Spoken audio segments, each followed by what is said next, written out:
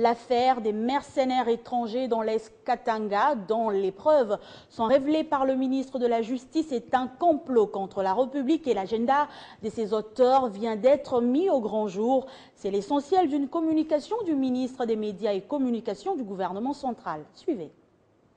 L'histoire ne bégayera pas au pays de Lumumba puisque le masque vient de tomber, affirme le ministre de la Communication des Médias, Lambert Mende Malanga.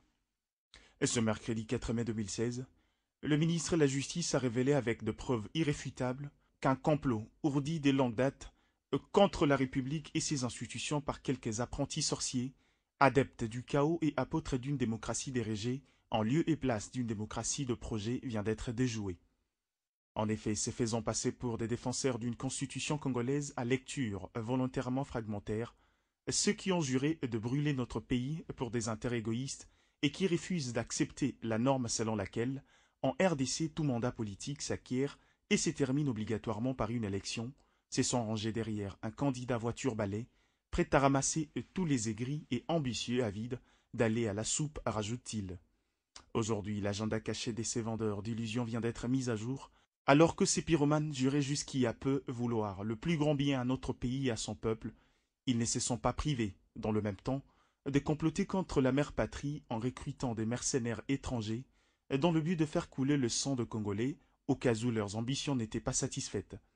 On comprend mieux maintenant le sens des menaces proférées par l'artisan de ces complots qui a déclaré dans un communiqué rendu public à Bruxelles le 2 avril dernier que la RDC allait sombrer dans un chaos dont nul ne peut prédire ni l'ampleur ni l'issue. Grâce à leur vigilance, nos forces de sécurité appuyées par leurs homologues sud-africains ont pu retracer l'entrée sur le territoire national des plus de 400 mercenaires, parmi lesquels des Américains et des Sud-Africains, à partir de l'ex-province du Katanga.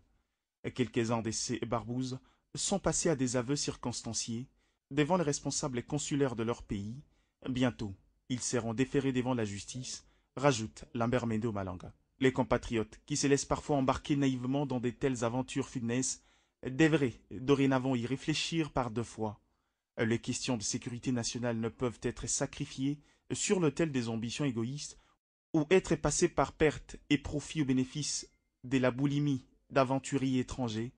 L'apocalypse programmée et annoncée n'aura donc pas lieu, rassure Lambert Mende Malanga.